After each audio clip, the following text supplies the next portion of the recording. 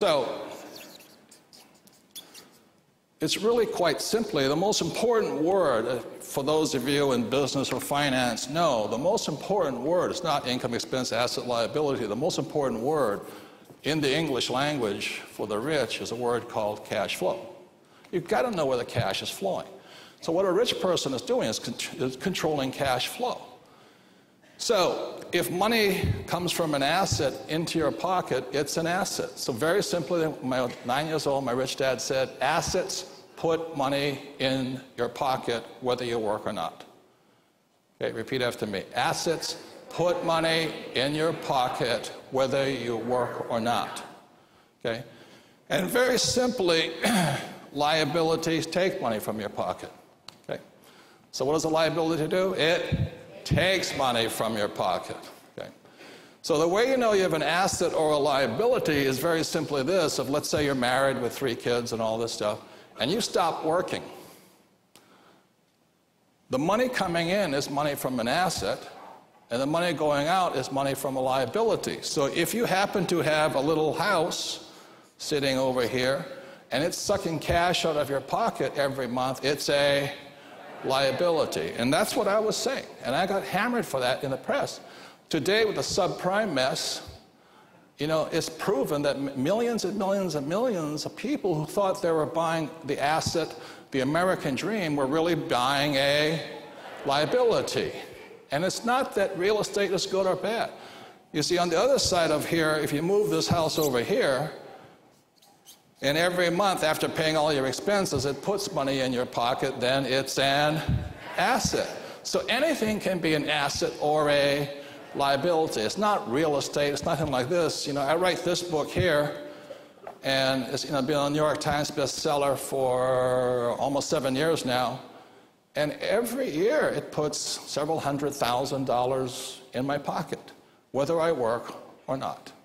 That's an asset. So anything can be an asset. You know, so when I was doing this talk in Singapore, and I said, how many of you can name an asset? And this woman raised her hand. I said, yes, what's your asset? She says, my husband.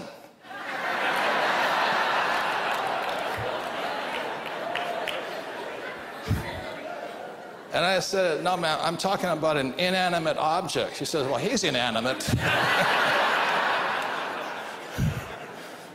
So just think of it this way. Assets, put money in your pocket. Liabilities, take money from your pocket.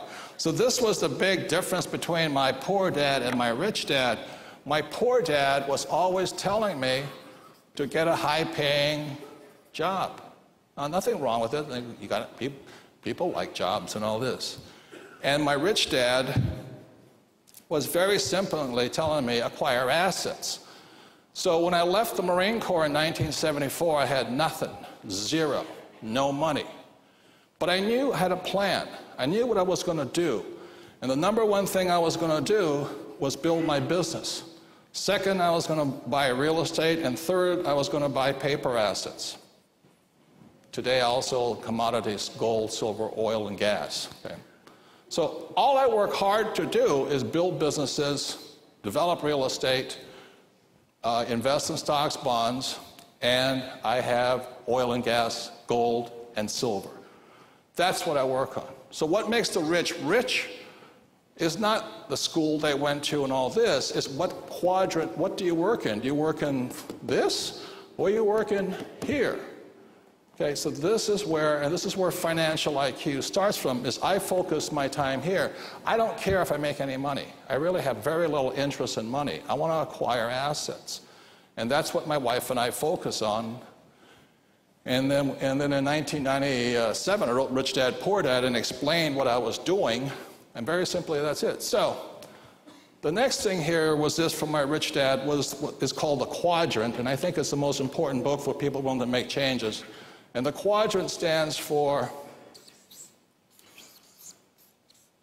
employee, S stands for small business specialist, like a doctor, S for psycho, B stands for big business, and I stands for investor. So the other difference was my poor dad always said to me, and I said, son, go to school so you can get a jobs. So from the time most people are born, they're programmed to be employees, to work for the rich. And that's the difference. It was my mom, I used to fight with my dad. By the time I was in high school, I'd just fight with him saying, I don't want to be an employee. You know, I just don't want to do it. And I was flunking out of high school and all this stuff because I couldn't write, which is interesting. But so my mom finally intervened, and my mom was a registered nurse. And she says, Robert, you know, stop arguing with your dad. If you want to be rich, go to school and become a doctor. I said, Mom, there's only one problem. She says, what's that? I says, doctors are smart. She says, you got a good point there. You know, you don't. So early on in my life, I knew I wasn't going to survive here. It was obvious to me. So I've only had a job for 4 years, and that was with Xerox. I went to Xerox for the skills, an entrepreneurial skill, learn how to sell. So on the other side of it, my rich dad says to me, he says, Robert, are you basically lazy? I said, yeah. And he says, are you incompetent? I said, yeah. And you're not very bright, are you? I said, no. He says, good, you'll do well in business here.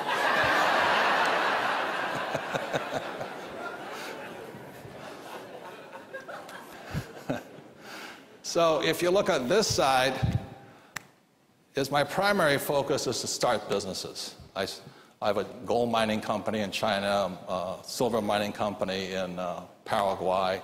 I have a lot of real estate companies, oil and gas companies. I just start businesses. I like them. Once they're up and running, the cash flows in, I go do something else. So basically that has been my philosophy since 1974. And that's where we run. Now, on my book on financial IQ, it talks about this a lot here and this. And financial IQ is this, very simply. It is what you do to solve your problems. You know, it's how smart are you at solving your problems. So I often meet people come up to me and say, I got $10,000, I don't know what to do with it. I say, well, how long have you been a moron? You know, and I said, the first thing I would do if I were you, I wouldn't tell anybody you don't know what to do with your money. Because if you start announcing to the world you don't know what to do with your money, there's a lot of people that will tell you what to do with your money and it's to put it into their pockets. So the problem here is this. So financial IQ is just simply how you handle your financial problems. Now you look at it this way, for many people, when they have financial problems, they get a second job. That's an employee's mentality.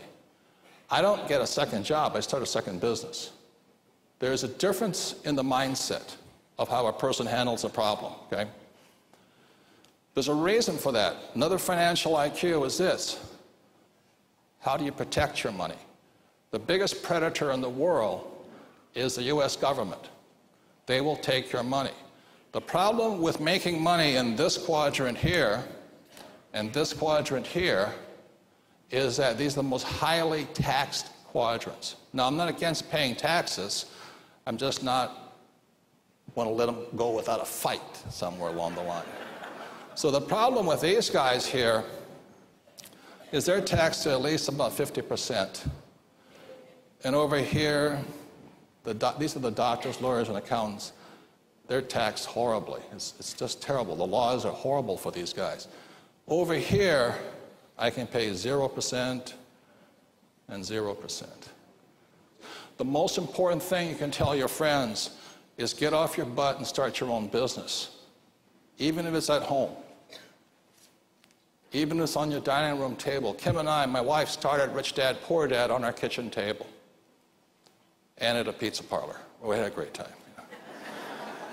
But once you understand business, the moment you shift from here to here, the tax laws swing in your favor. The moment you tell a kid, go to school and get a job,